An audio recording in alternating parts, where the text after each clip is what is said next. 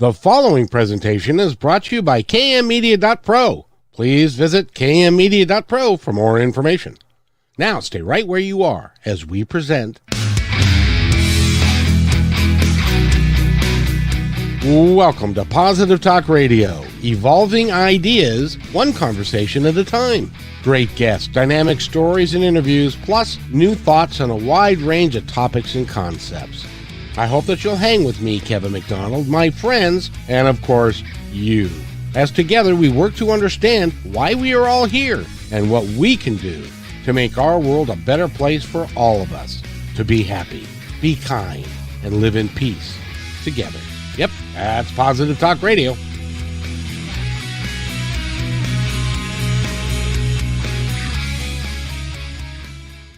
Episode of Positive Talk Radio. I'm glad you're here.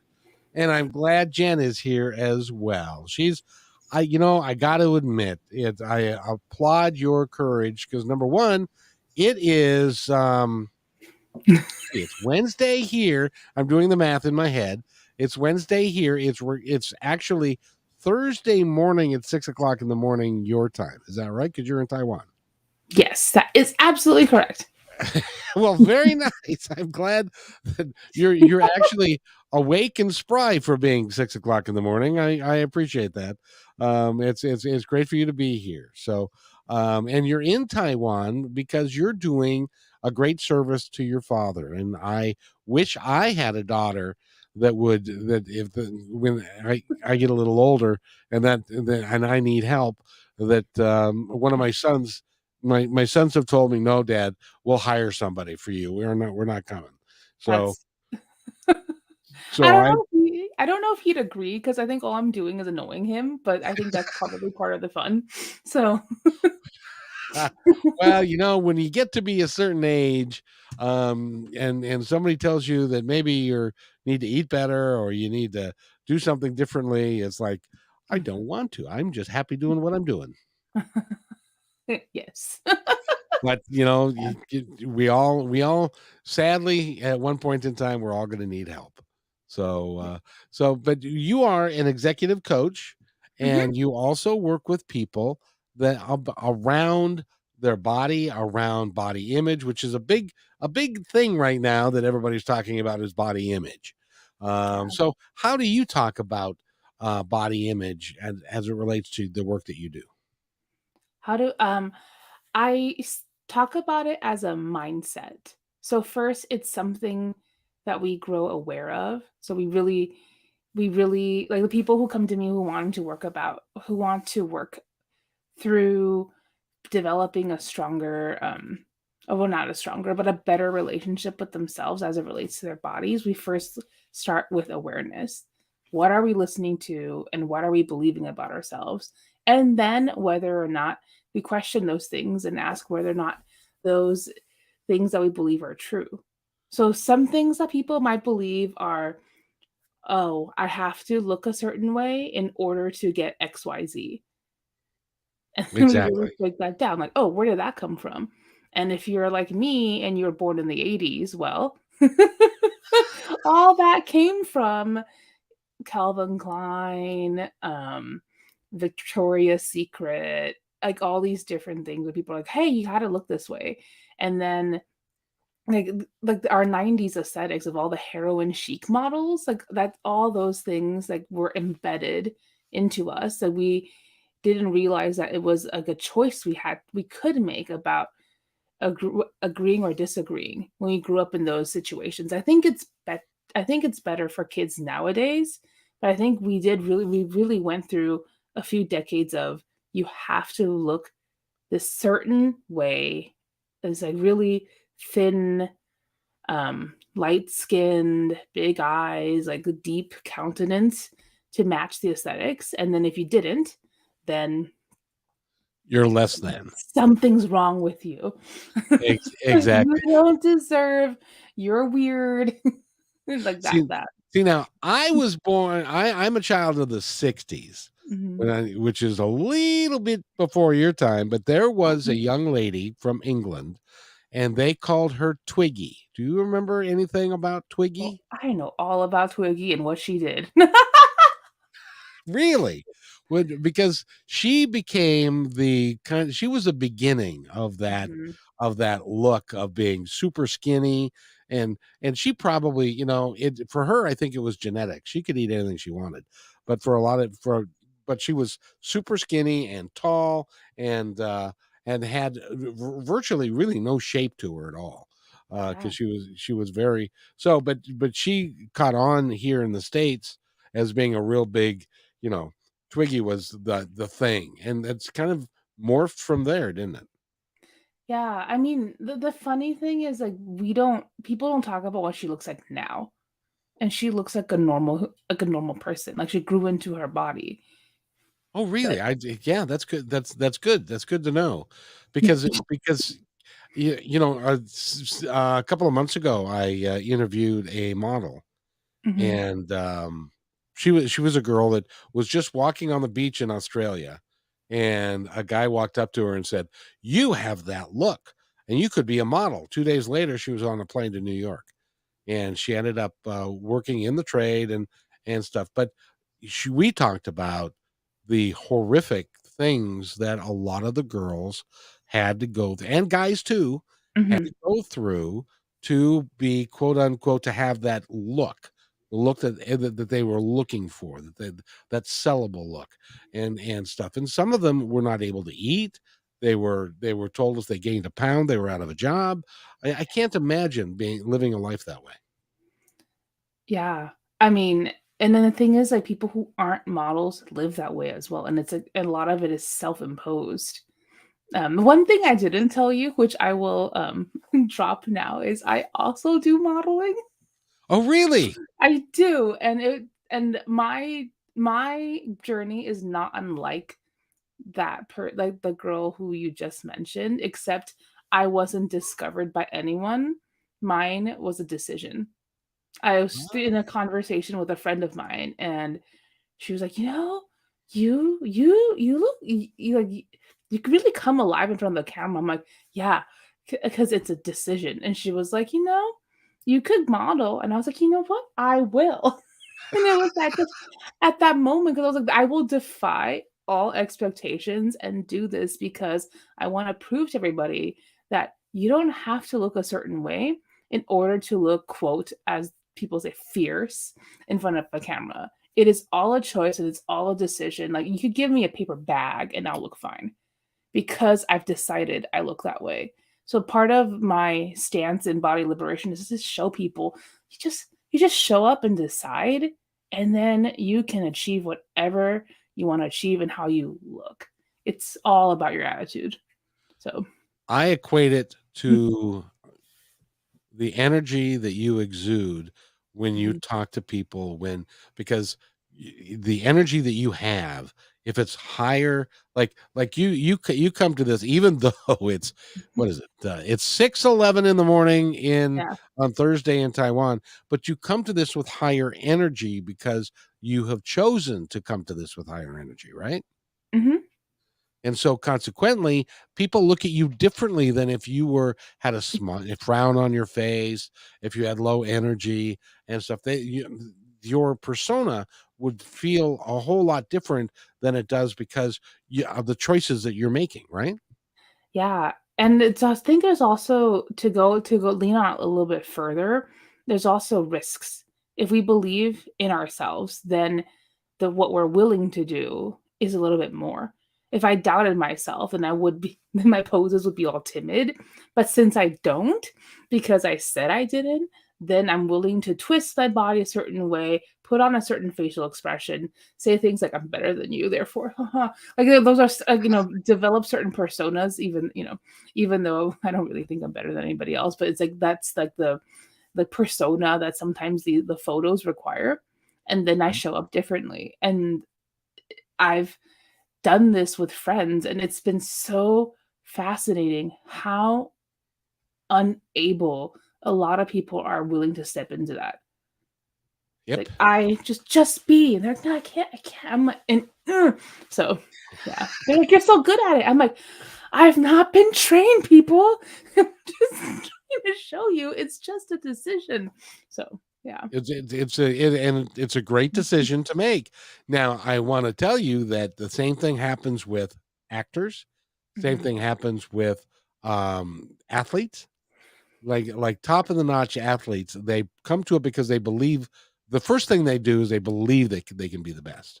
Mhm. And so when they are then doing their craft, they believe they're going to be best, and so they work that much harder.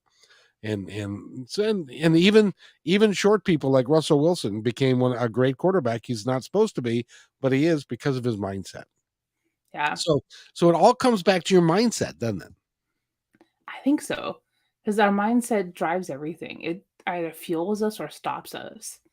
And yeah, and it is applicable to everything we do in our lives, not just about body image. Well, and your mindset will dictate where you're going to end up in life. If you don't believe that you can do something, you can't. If you believe that you can do anything, you can. Now, maybe you're not going to be the wealthiest person in the world, if that is what you want, Yeah. but you're going to be fine. And you also have got an impact. You create a positive impact in the world when you have a higher energy level and you're approaching everything. As an example, you're just sitting there and you're smiling, and it's like that's the impression that you're leaving everyone with. Does that make Mhm. sense? Yeah, there's actually a study that talks about our choices and how it affects our performance. It's called the 3 laws of performance, and I mention this sometimes with clients when I work with them one-on-one, where basically our words our words and our actions show what how we I mean, the first 2 parts aren't that like, won't be that surprising, like, your words and your actions will show how you believe about yourself, so it's like it indicates, like, "Look, this is what I'm thinking," but then how you choose to speak about something directly affects your performance. Oh, see, So what kind of language you use will will basically show will basically inform the trajectory of what you do. And it sounds crazy because a lot of people say, "Oh my god, that's just manifesting." I'm like, well, it's done by this group called Avanto Group, and they've done this. They did research through business organizations, and it's through people's language and actions that show how things are going to play out. So we got to be really intentional with how we speak about ourselves in any situation if we want to perform well. one of the things that a lot of people do, because I ask everybody that I talk to, "How you doing?" And sometimes I make it like I sound like I'm from New York. "Hey, how you doing?" And then sometimes I just say, "Hey, man, how's it going?" And a lot of people will say to me, "Well, it's not too bad." And it's like that to me is the most self-defeating attitude that you can have. How bad is bad enough? So if you're talking about it's not too bad, well, how bad is it? Rather than I'm doing great. It's a beautiful day. I'm grateful for today. I'm grateful to be talking to Jenn today because Jenn is an uplifted soul and stuff. So you know what I mean? Mhm. And I agree with you completely. It's really, really important if you're going to be successful in at least even in your own mind. Yeah. And I mean, to what you're saying, it makes me think of how we focus and how humans have a tendency to focus on what's not working versus what is working. And I'm going to quote Brene Brown because who doesn't love Brene Brown, right? She talks about how happiness is one of the most vulnerable emotions, and we don't like to feel it because we are afraid it's going to be snatched away from us. So even to feel joy and to stay in joy, we need to practice it and almost like reassure ourselves that it's okay to feel joy and it's okay that the nature of human life and experience is fleeting. Like joy doesn't stick around forever. And the same goes for sorrow and the same goes for all these different things. But we like to, it's like, we're like, hey, let me just already feel sad so that when the sadness comes, I'm not hurt as badly. She calls it dress rehearsing for disaster. So yeah. Yes, it's kind of like that there are some folks who like to live in victimhood. Mhm. it's more comfortable for them to be a victim because that's what they have experienced so far. And so for them, it's like, woe is me. Life is terrible. The classic example that I use is my mother in law, former mother in law, was adopted. Oh, okay, yeah. Yes. So no, she's no. So she was adopted when she was a baby, and this goes back to 1930. She spent her entire life saying that nobody loves me because I was adopted. She was adopted into a loving family, and they could have cared for her, and they really wanted to get to know her, but she rejected them because I'm adopted. Nobody could possibly love me.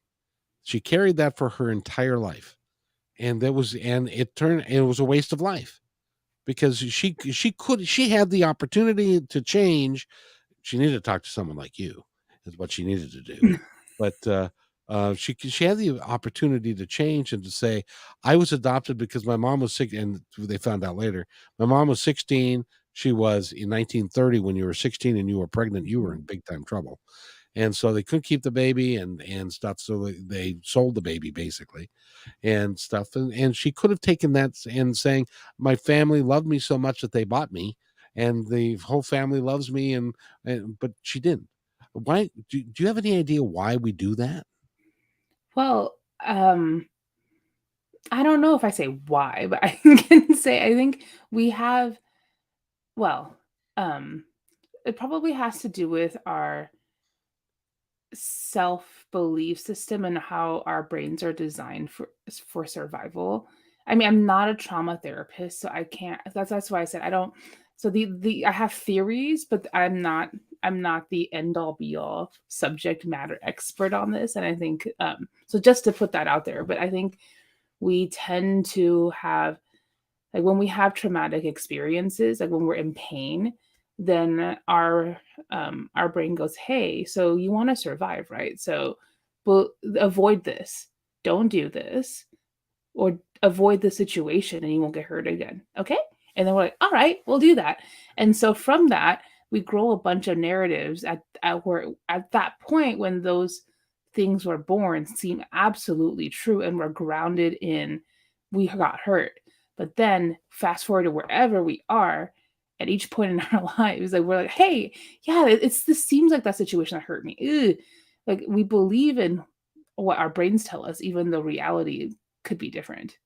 So we're basically like replaying the past. So each time something similar comes up.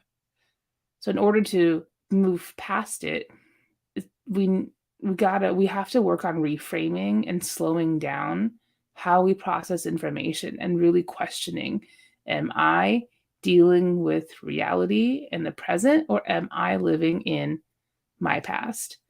And yeah, and it's I'm not saying like our past isn't valid, but it's just we actually get to have a choice of how we want to experience the present.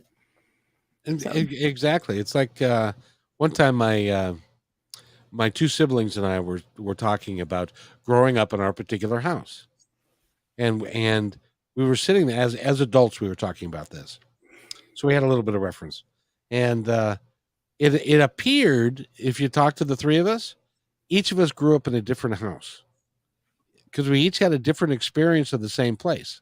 mhm. And so one of us had this experience, the other one had this, and one was good, one was bad, one was kind of indifferent, but it was all the same place. And it's all based upon our own perceptions. It really had nothing to do with what was actually going on in the house. Does that make sense? Yeah, I mean, we could even take that a step further. They have um that's why witnesses are so unreliable at court because you can That's a have really good point. right, you can have 30 people see the same thing, and based on where they stand, what they listen to, their past, what sticks out to them, they can all talk about different things. So really our perception and our history really drives what we see in reality. So let me share one of the things people say that drives me absolutely up the wall is when people say, I have to speak my truth. It drives me bonkers because I'm like, there is no such thing as your truth. There's just your perception.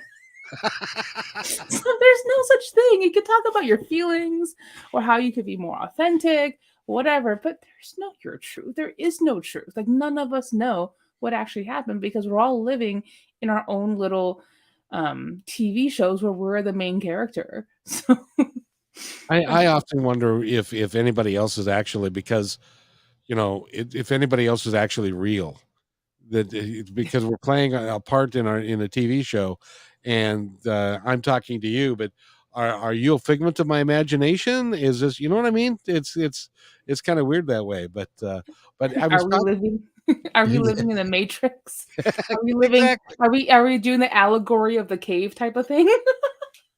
Exactly. But Yeah. to make your point, there's a group. They call it the Circling Institute, Mhm. and what they do is like 3 or 4 people will be together, and they will focus on one individual.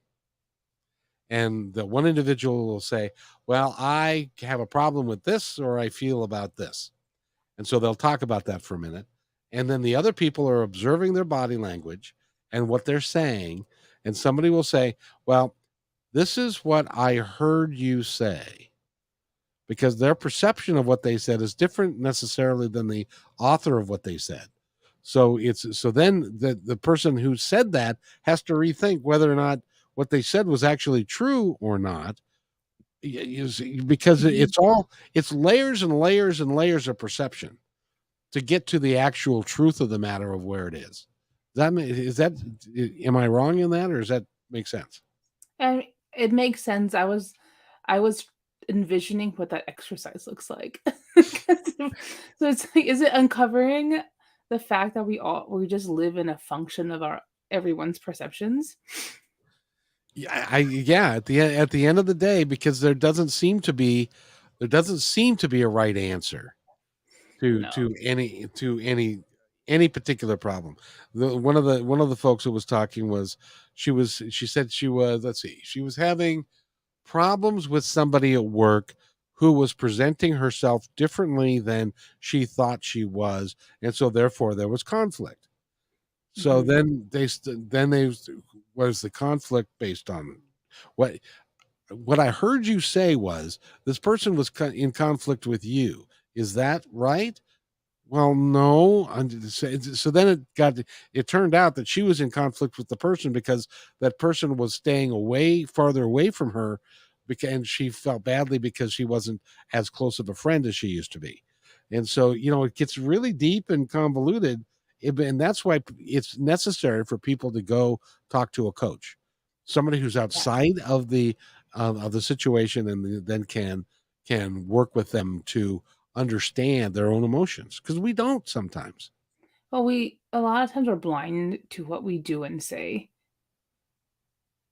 We have no idea until we talk to somebody else about what happened. And I mean, in coaching, we call it blind spots. Like, "Hey, I did this. I didn't even realize I didn't even notice this thing that like you said, that person didn't even realize that maybe I'm the one causing the conflict." Right. Um, but yeah, I think it's very interesting when we get to slow down and notice what we choose to believe and what we choose to take in. And a lot of people have this one thing that just because I think it makes it true. so So, so yeah. so how do you coach people to slow down? How do I coach people to slow down? I think, um, first it's realizing the process of how being really clear on how our brains perceive information and how we then develop these behaviors, and knowing it's like, well, I mean, if I it's like I see something and then I have a feeling about it, and then from that feeling grows a thought, and from that thought grows a behavior. And once we're aware of this, like one, two, three, four, and how fast it happens, then we're able to, like, the next time something happens, like, oh, okay. At some point in the process, you could train yourself to slow down.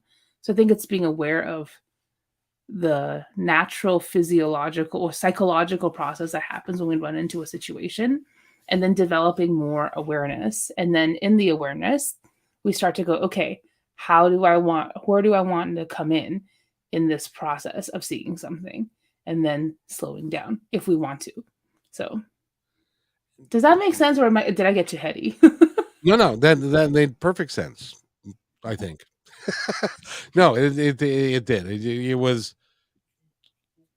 We all tend to assume that what we are feeling at that particular time is right, but it may not just because we're so invested in ourselves in behaving a certain way. Mhm.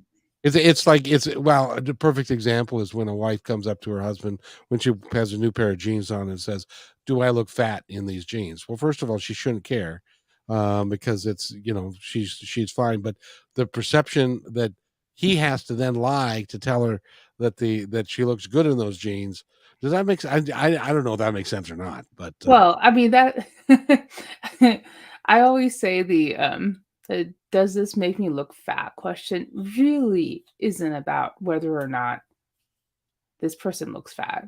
It's like, "I'm feeling insecure. Please affirm, like, your love or affection for me." That's really what that question means.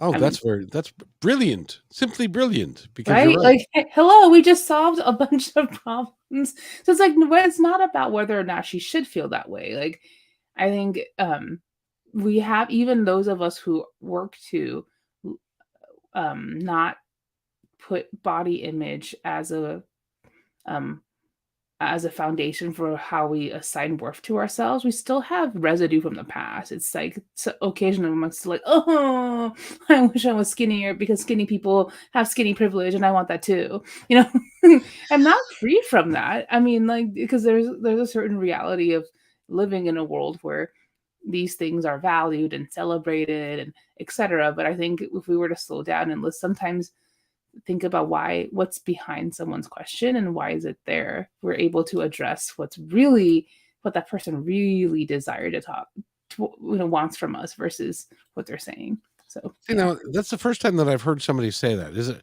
What is skinny privilege? uh it's um it's the benefits a skinny person has in society that a non-skinny person or a fat person does not have. Like what? So many things. I mean, I'm not I know you're laughing, but there's so many things. Number 1, skinny people have like, people treat skinny people better. That's true, they do. They really do. Like, if you even, opened a dating app, my goodness. Like, Well, and how I'll people even go one step further with you, and that is men and women are treated differently, even when if they're both a little heavy, men and women are still treated differently. Women are treated a lot worse than a guy who's a little heavy. yeah, because we have been viewed as objects and property for a very long time. So, anyway. Well, and I I don't I was actually I was I was thinking about the patriarchy and how women for a long time have been assigned to fulfill the role of, this is a I like I you're a man's property when you get married, and then in order to do that you must look a certain way to I'm not yeah, that's where that comment came from. Oh, no, exactly. And I was gonna make I thought better of it because I was gonna make a sarcastic remark and say something like, "Well, so what's wrong with that?" But that I don't want that to end up on a like a looper reel Oh, of yeah. but I'm like, this guy's a misogynist, and so I didn't. Oh, So I thought better of that because good, 'cause you don't wanna be a white man and be recorded saying that to a woman of color. You don't want that in your real house. no, So, you really don't. It would I'd have picketers at my house the next day. yeah. Because by the way, I love your color. So I like to think that I don't care, but I don't know. It's hard when you get into the human psyche of what we find like a skinny woman versus a a full figured gal. Well, Um, here's what I like to say. So, one of the things that I, champion for is to use the word fat, because the word fat has been weaponized against people who aren't skinny. Like, right. fat has been used as an insult, it means these things, and people are afraid. Oh my god, I don't want to become fat. Blah. Like it's like the worst thing. If Right. someone calls you a fat, they're not just an idiot, but you're a fat idiot. Oh, it hits harder, right? So I think I think it would behoove all of us to go and practice calling ourselves fat to the point where we're using that word till we're comfortable so that it's no longer that insult or has all those meanings. It just is an adjective. Right. I think it's important. I personally have started to find the euphemisms more insulting because they're just you're avoiding saying the reality, which is I'm fat. So it's like what, don't dress that up. Or you know when people say, "Oh, you're not fat, you're beautiful." I'm like, what the hell is that? Like, can't I be and like, oh, don't worry about it. You're not that fat. I'm like, like so like okay, all right. Like it's okay to say talk about reality, but it's what we make reality mean. I think that's the growth. Oh, So exactly. When I was in high school, they had this thing they called the height weight proportionate thing. BMI, It was before BMI, yeah. but it was okay. If you're 5'8", you should to be fit or to be normal, and Hmm. they use the term normal. You would be between this weight and this weight, which was like 145 to 165 pounds, kind of thing, Hmm. and or 150 pounds or something, whatever it was.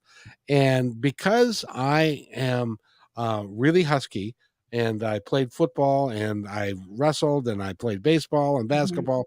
I was an athletic guy and I was fit, but I weighed 178 pounds. And my doctor said, you really should lose some weight. And it's like, but I'm not fat. It's just I'm Hmm. big boned is what. So There's so sorry, what were you gonna say? Sorry, I well, I was jumped. just going to say that there's all kinds of labels that we give ourselves, but Mhm. the reality is that none of that matters. We're human, and we should accept each other for who we are. Yeah, and on that note, I was gonna say, well, earlier you asked me about skinny privilege. Um, it also being skinny also helps you medically because doctors are far more willing to do tests for skinny people than they are for fat people. And I don't have the statistics on hand, but they did interview doctors, and doctors did show their prejudice against like, yep, if it, like they have these negative narratives that they impose on fat people who walk into their clinics, and it's much harder for a fat person to get the same kind of medical attention than a skinny person does because what do we all hear? Ah, you need to lose weight. The chronic pain is because you're fat. You're like, okay, great, but like, can we explore all the possibilities before we just determine that? And I don't have the statistics on hand, which, I mean, which we could look up. But a lot of people get misdiagnosed, and a lot of fat people like they have to see a bunch of doctors before there's a doctor willing to investigate the situation further, and they found, oh, it's actually not because you're fat; it's because you have cancer or et cetera, et cetera. So, Yeah, yeah.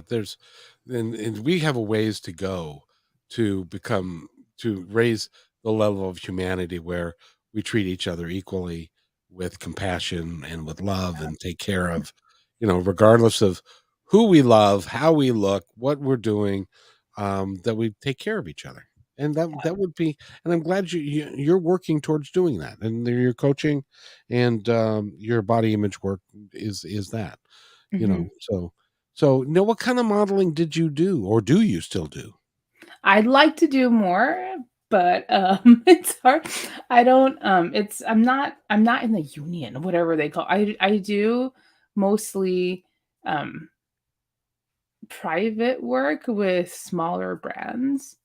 So, um, and I also do a lot of conceptual things with photographers for fun. So it's not like I'm not like, oh, look at my roster. I've worked with these name brands. I'm like a couple of things. And I think last year, my proudest moment was being able to model in a swimsuit and a fat person bikini. And I felt really good about myself because I decided to, like we were talking about earlier, and I Yep. decided that I look good. But that is something that me, say even 3 years ago, could not even conceive it about doing, because it takes a long time to overcome all those beliefs and be like, yeah, no, I'm worthy of putting on this bikini, or I'm not gonna care, or I'm going to ignore, not gonna care, but I'm going to actively ignore what other people might be thinking. I'm just going to focus on myself.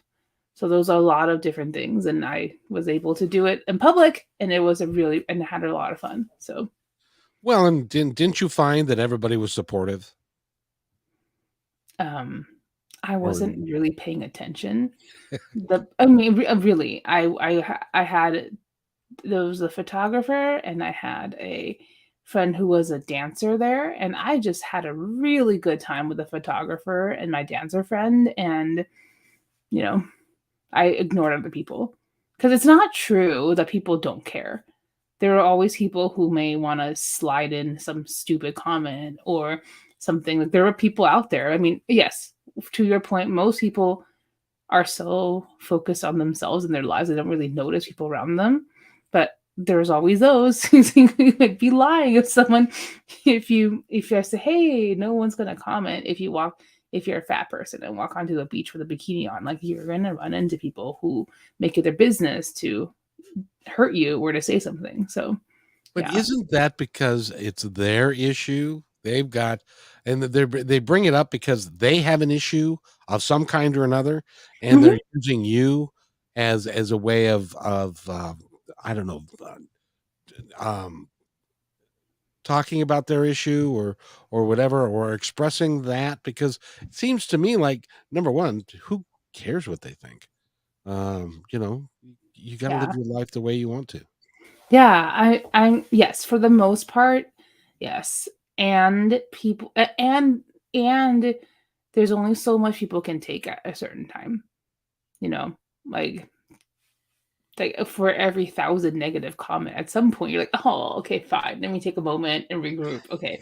'Cause it can hurt even if we know better and we're like, "Yes, it's from their own stuff," but, like, that's why words are cruel, the energy is terrible, and then we're not all perfect, so not I mean, we're not strong all the time, so, yeah. It is hard to be put yourself out there and get negative comments, if you get negative comments, and then then to continue to put yourself out there.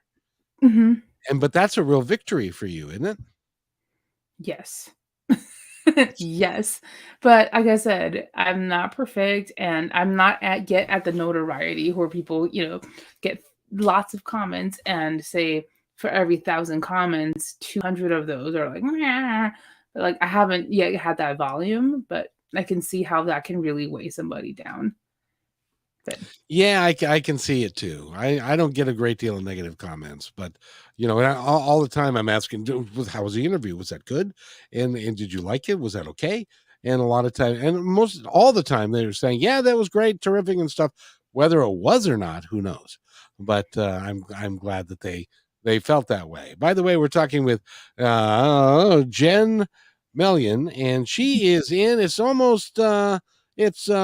10 or 20 minutes to 7 a.m. in Thursday in Thailand. And she's there working with her dad. Thailand, right? Taiwan. Taiwan. Taiwan. I knew that.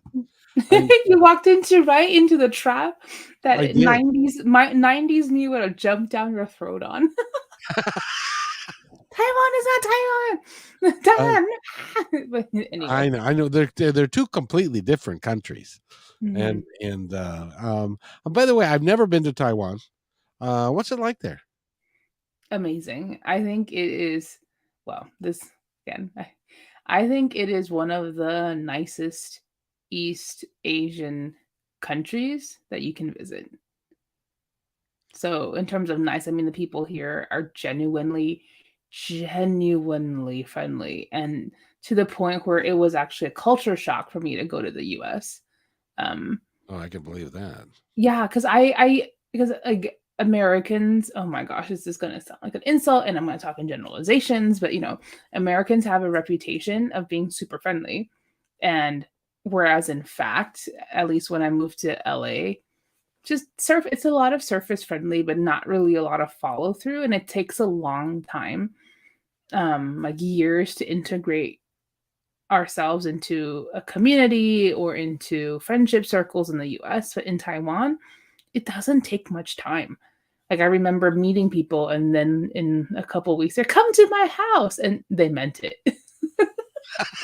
Like I've been back for a few months and already people have invited me and I've gone on trips with new friends.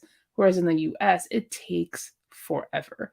It takes like in order to earn their trust or whatever to break in, it takes forever. And I think I never really realized how hard it was for me to accept that about American society. And it's still hard because I'm like, why? I love the way that Taiwanese people are so open and genuinely like kind about accepting humans. And I mean, they're not perfect. Like they're the worst when it comes to body image. So like they're not perfect. There's a lot of problems, but in terms of like the treating people and being friendly and easily developing a sense of community, that's what's so great. And the food is fantastic. I got to And go there for the food. Yeah. and it's not that expensive. So, yeah. Well, and I'm glad your dad is doing okay, and I applaud you for doing what you're doing. That's really. I'm sure, as we discussed before the show, that he's a little irritated from time to time. But then we all want to do what we want to do when we want to do it, and when somebody says no, that's a problem. Well, I don't think it's him. I think it's me. Like, it can be really annoying. So, Oh, you don't seem like you could be an annoying person. oh, I don't know. Give me another 20 years and you'll see. Okay. Okay. So if somebody now, are you still working while you're being over there? Oh yeah, for sure. So how can somebody contact you? I'm reachable via LinkedIn if you type my name. Also, Instagram at Jenn Melyan, and also email. Like it literally is just Jennifer Melyan at gmail.com. And I'm reachable that way. And I really do love meeting with people and seeing how I can be of service to them. And if it's not me, like how else can we make sure that the problems or the challenges or your goals get addressed and taken care of? So, it's all about it's all about serving somebody and making sure that they get the help they need. So That's terrific. And I was going to ask you before we go. By the way, my ex-wife's name is Jennifer, and you're very nice, much nicer than she is. I just thought I'd throw that out there. But is there anything else you'd like to add before we go? You've got this moment to tell our audience anything you'd like them to know about anything at all. Oh man, with that kind of blanket statement, I was gonna say something inspirational, but the first thing that came to my mind was, did you know that the mantis shrimp sees more colors than the human eyes? So, and I've often wondered, how do we know how a shrimp sees? well, the researchers looked at how many rods and cones they have, and they have more receptors. So the range of colors they see is broader than ours. I think it's like several more colors. So when they see something, we cannot even imagine, like, we physically can't imagine what something might look like to them. So let's spin that into a takeaway. Yeah, let's take something away from that. Well, I mean, it's like we are our view on our world and ourselves and like our lives are limited by the way we're made. So yeah, like we don't see I mean, the case in point, we don't see reality. We see what our vessel allows us to see. So it's we have the choice to pause and go, okay, this is what my vessel allows me to see, but like, what do I want to choose for myself that can serve me in any situation or empower me in any situation? So yeah, it's really helpful to always know that like what we see isn't really reality because we're limited by the way we're built. So Yeah. Yeah, and it would be nice if we could all be, a lot of us strive to be a little bit better every day. And if at the end of the day you can just smile genuinely and be kind to other people, that really is all that we can ask of ourselves, really. Yeah. Yes. And I don't there it makes me think of this Disney movie called Cinderella, and the takeaway from that movie is great, even though currently Disney is controversial. So sorry for being the Cinderella's like the mom always told her to have courage and be kind. And I was like, that is Yes. a great motto for a movie because I think if we can abide by simple rules like that, if everyone had a little more courage and was kind, the world would be awesome. And in some cases it takes courage to be kind. Mhm.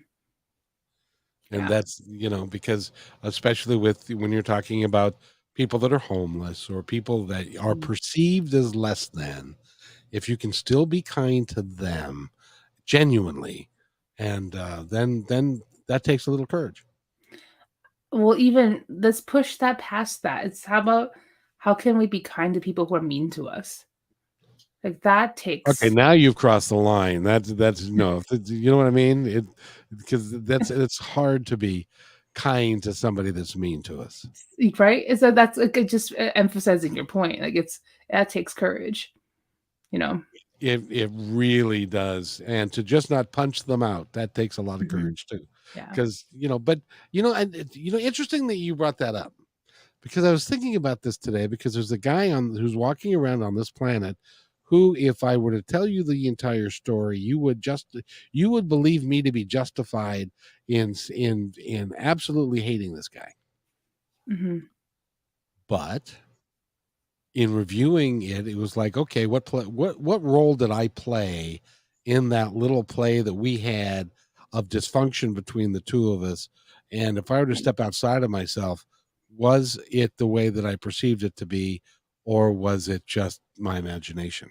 And I had to sit there and say it was mostly my imagination and stuff. So that's I've enjoyed this discussion. This has been fun. Yeah. I was gonna say if we there's one thing that we think about in conflict, and this is not always fun to take on, is if we all decided to be radically responsible and really we're like, hey, I'm going to be responsible for what I say, how I do, what I do, and how I feel, and what I think about a situation, then it would be much easier to solve conflicts. Couldn't agree more. Yeah, and then for the most part, all we can do is be responsible for our bit, and it's not always easy when we're hurt to be like, "Yeah, I also threw stones," or "I believe this narrative that wasn't true." So, yeah. Right. And one of my core philosophies is if we understood that we are all one, we come from the same place, we have the same energy, Mhm. and we are all connected to each other, we wouldn't want to kill each other anymore and stuff, because we would be killing part of ourselves. And Mhm. a lot of people have trouble with that, especially in some parts of the world today. But I think legitimately that's true, and if we did that long term, we could change the world, and I Yeah. hope to. I mean, that's why I mean, I love that you brought that up because I had a when I was 13 or 12, they, well, no, because I mean, we were assigned I don't know if you had to do this when you were in, middle school, but we all had to read Anne Frank's diary as part Uh, of learning, and I just remember reading that going, "Hmm," like, because she was a very real person to me because of the way she wrote about herself and shared her opinions about what's going on. And I was like, wow, if we were all had a moment to access each other's like Anne Frank's diary, whatever that is, like we would not hate each other because we would profoundly understand or at least hear what the other person has to say and think about any situation and to view them as human like ourselves. So yeah. yep, I couldn't agree more, and I just hope that we, in my lifetime, I hope that we as a human society are willing to view each other with compassion and caring and love, and admit that we're all the same. We're all one, and that we I, can. yeah. And there's so much that we can accomplish if we do that together. We're never going to accomplish it as long as we are dealing with hate, division, and fear. I agree with that, and I think we can, and I think it would help all of us to start speaking like we could, because I mean, and then also understanding why we find difference opinion so threatening, because it's like we all we've it's easy for our brain to loop our identity into what we believe. And then when someone questions that, then it's easy for us to leap into, they're attacking my identity and therefore my safety. And then our brain sees red, our amygdala sees red, and then it's over. So we, like I said, we could slow down. And then I honestly think we can do it. And people are capable. And I I think agree. we have to get rid of Facebook. Who knows? But like anyway. So. Yeah. Yep. Well, and I'll tell you the thing that's a recent trend that really has me concerned is that it used to be way back in the day when Walter Cronkite was doing the news, that he read the news and it wasn't a matter of debate. Now you don't like the type of, you don't like what I'm saying, you can now go to a channel where they're going to say exactly what you want to hear, and you'll never hear the other point of view. So then you don't have to worry about it. You can just live in your own delusion of this is the truth, when it may not be the truth, because you're not listening to everybody that's out there, because it's more comfortable. Well, I think no matter what political stance people have, that's the reality. Like no one's absolutely true, and there's problems with whatever stance you're in, because that's reality. I would like to blame the fact that we have 24-hour news stations dedicated to news. Like, what else are you going to talk about? And it's not really news; it's really opinions. Yeah. And this little computer that everybody has, where you can access anything about anything, but not all of it's true, and stuff. So you have to be careful. Well, I think, like you said, I think it's really hard to discern between facts and opinions. And I think a lot of news love to share their opinions, but who cares? I don't care about your opinion. Like, tell me the facts, And then, And I say a lot because I'm like, I don't want to mention this, that happened, this, that happened, this, that happened. Like, no, we could go down a great big rabbit hole if we wanted to go helpful. there. But it's not helpful, and it's not what positive talk is all about. So what we want to do is we want to bring everybody together and to live in peace, live in harmony, and understand that even though we've got different opinions, we're still all one, and we all need to take care of each other. So it's my pleasure having you here, and I'm going to let you go have breakfast now, since it's time for you to, it's like 7:00 in the morning. So yes, thank you. Thank you. It's really, really fun talking to you. Or go back and take a nap because do you normally get up at this time of day? I usually get up an hour later. So a nap could happen. That's fine. I'm open to the possibility of many things. So that's very nice. Again, Jen, if somebody wants to get a hold of you, how do they do it? They can email me at jennifermelyan@gmail.com, or look up my name on Instagram or LinkedIn, and then they can find me there. And you'll also be able to find this interview on positivetalkradio.net, and that will be there in the next day or so. And so you can go there and look at all the stuff that I do. And you've been delightful, young lady. Thank you. Thank you. Have a great day yourself. I have to. Thank you. It's a kind of a rule in my house. But if you'll stay right there, I'll be right back. Thanks for enjoying this episode all the way to the end. Please give us a like and subscribe to this channel. This has been a production of kmmedia.pro.